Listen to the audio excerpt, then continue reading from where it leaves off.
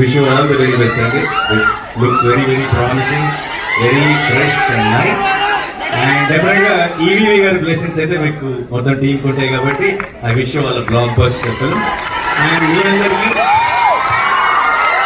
ఈ రోజు ఈ ఈవెంట్ కి థియేట్రికల్ ట్రైలర్ మనం చూసిన ట్రైలర్ హైలైట్ అయితే తెర ముందు మీరందరూ హైలైట్. మీరందరూ ఇచ్చిన ఒక ఎనర్జీ, ఈ ఎనర్జీతో టీం ముందుకి చాలా పాజిటివిటీతో ముందుకు వెళ్తాం అనుకుంటున్నాను. Thank you so much.